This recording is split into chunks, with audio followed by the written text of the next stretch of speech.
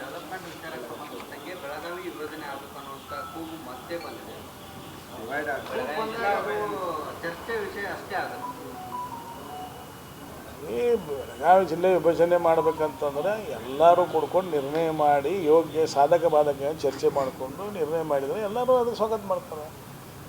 ರಾಜಕೀಯ ದೃಷ್ಟಿಯಿಂದ ಆಗಬಾರ್ದು ಅನ್ನೋ ಅಂಥದ್ದು ಭಾವನೆಗಳು ಮೊದಲಿಂದನೇ ಅದಾವೆ. ಮೊದಲು ಹಿಂದೆ ಜಯಂತ್ ಪಾಟೀಲ್ ಸಾಹೇಬ್ರು ಇದ್ದಾಗಲೂ ಅಭಿವೃದ್ಧಿ ಬೇಗ ಆಗ್ತದೆ ಅಂತೇಳಿ ಒಂದು ಕಾನ್ಸೆಪ್ಟ್ ಇದೆಯಲ್ಲ ಸರ್. ಈಗ ಉದಾಹರಣೆಗೆ ಬೇರೆ ಬೇರೆ ಜಿಲ್ಲೆಗಳೆಲ್ಲ 3 ತಾಲೂಕು 4 ತಾಲೂಕಿಗೆ ಒಂದೊಂದು ಜಿಲ್ಲೆ ಇದೆ ರಾಜ್ಯದಲ್ಲಿ. ಅವ್ರಿಗೂ ಅಟ್ಯಾಚ್ಮೆಂಟ್ ಬರ್ತೈತಿ. ಇಲ್ಲಿ 18 ಕಾನ್ಸ್ಟಿಟ್ಯೂನ್ಸಿ ಇಟ್ಕೊಂಡಾಗ ನೋಡ್ರಿ, ಅದು ನಾನು ಒಂದು ಹೇಳ್ತೀನಿ ನಿಮ್ಗೆ, ನಾವು 18 ಜನ ಇದ್ದವರು ನಾವು ಪ್ರಬಲವಾಗಿ ನಮ್ಮ ಹಕ್ಕನ್ನು ನಾವು ಕೇಳುವಂಥದ್ದು ಮಾಡಿದರೆ ನಮಗೂ ಅಷ್ಟೇ ಫಂಡ್ ಬರ್ತದೆ.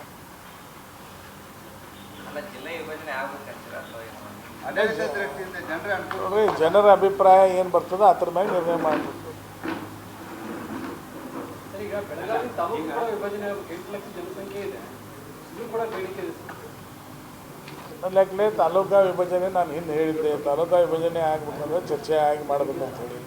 ರಾಜಕೀಯ ದೃಷ್ಟಿಯಿಂದ ತಾಲೂಕು ವಿಭಜನೆ ಆಗಬಾರ್ದು. ಒಂದು ನನಗೆ ತಿಳಿದ ಮಟ್ಟಿಗೆ ಈಗ ಏನೂ ಇಲ್ಲಿ ಒಂದು ಸುಸೈಡ್ ಆಯ್ತು ಅದಾಯ್ತು ತಹಸೀಲ್ದಾರ್ ಹೋಗಬೇಕು, ಹೀಗಾಗಿ ಅವ ಕೆಲಸ ಅದಕ್ಕೆ ಒಬ್ಬ ಅಡಿಷ್ನಲ್ ತಹಸೀಲ್ದಾರ್ ನೇಮಿಸಲು ಬರೀ ಪ್ರೋಟೋಕಾಲ್ ಸಂಬಂಧ. ಈಗ ಡಿ ಸಿ ಎಲ್ಲ ಕಡೆ ಡಿ ಸಿ ಅವರು ಯಾರೋ ಮಿನಿಸ್ಟರ್ ಬಂದರು, ಯಾರು ಇವ್ರು ಬಂದರು, ಸಿ ಎಮ್ ಬಂದರು, ರಾಜ್ಯಪಾಲ ಬಂದರು ಅಥವಾ ಸೆಂಟ್ರಲ್ದವ್ರು ಬಂದರು, ಅವ್ರ ಪ್ರೋಟೋಕಾಲ್ ಪ್ರಕಾರ ಅವ್ರ ಜೊತೆಗೆ ಇರಬೇಕಂತದೆ.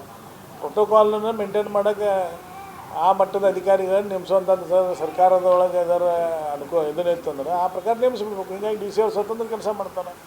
ಈಗ ಅವ್ರಿಗೆ ಏನು ಕೆಲಸ ಮಾಡೋಕ್ಕೆ ಅವಕಾಶ ಇರ್ತದೆ, ಭಾಳಷ್ಟು ಪ್ರೋಟೋಕಾಲ್ ಮೇಂಟೈನ್ ಮಾಡೋಕ್ಕೆ ಅವ್ರ ಟೈಮ್ ಹೋಗ್ತದೆ. ಸರಿ, ಈ ಸರ್ಕಾರ ಬಂದ ಮೇಲೆ ಅವರದಿಂದ ನಮಗೆ MLA ಫಂಡ್ಸೂ ಸಿಗ್ತಾ ಇಲ್ಲ. ಆ ನಿಟ್ಟಿನಲ್ಲಿ ನಮ್ಮ ಪಕ್ಷದ ರಾಜ್ಯದವ್ರು ನಿರ್ಣಯ ಮಾಡಿ ಹೋರಾಟ ಪ್ರಾರಂಭ ಮಾಡಿದ್ದಾರೆ ಎಲ್ಲ ಕಡೆ. ಯಾಕಂದರೆ ಎಲ್ಲ ನಿಮ್ಮದು ಅಭಿವೃದ್ಧಿ ಕುಂಠಿತ ಆಗ್ತದೆ ಎಲ್ಲ ಕಡೆ. ಏನೋ ಇಡೀ ರಾಜ್ಯನಾಗ ಅಭಿವೃದ್ಧಿ ಕುಂಠಿತಾಗ್ಯದ. ಸಾಹೇಬ್ ಬಸಂಗಿ ಗಿಡದ ಬಸಂಗಿ ಈ ಕಡೆ ತಗೋರೋದನ್ನು ಬೆಳಗಾವಿ ದಕ್ಷಿಣ ಭಾಗಕ್ಕೆ ಈಗ RTO ಆಫೀಸ್ಗೆ ಹೋಗ್ಬೇಕು ಅಂತಂದರೆ ಇವತ್ತು 25 ಕಿಲೋಮೀಟರ್ ಹೋಗ್ಬೇಕು. ಈ ಭಾಗ ಯಾಕೆ ಸ್ವಲ್ಪ RTO ಡಿಮಾಂಡ್ ಮಾಡ್ಬೋದು ಸರ್. ಈ ನಾನು ದಕ್ಷಿಣ ಕ್ಷೇತ್ರನಾಗ ಇದನ್ನು ತೊಗೊಂಬಂದೆ, ಅದು ಸಬ್ ರಿಜಿಸ್ಟರ್. ಅದಕ್ಕೆ ಎಷ್ಟು ವಿರೋಧ ಮಾಡಿ ಅಲ್ಲಿ ಮತ್ತೊಂದು ನಿಮಗೆ ಅಲ್ಲಿ ಎಲ್ಲ ಸಬ್ ರಿಜಿಸ್ಟರ್ನಾಗ ಈಗ ಎಲ್ಲ ಕಡೆ ಮಾಡೋದು ಮಾಡಿದಾರಲ್ಲ, ದಕ್ಷಿಣ ಕ್ಷೇತ್ರನಾಗ ರಿಜಿಸ್ಟ್ರೇಷನ್ ಆಗಬಾರ್ದಂತ ಎಲ್ಲ ಖಾನಾಪುರವಾಗಿ ಮಾಡತ್ತಾರೆ. ಈಗ ಮುರ್ದಂದ್ರೆ ಅದು ಆಫೀಸ್ ಬಂದ್ ಆಗ್ಬೇಕಂತೇಳಿ.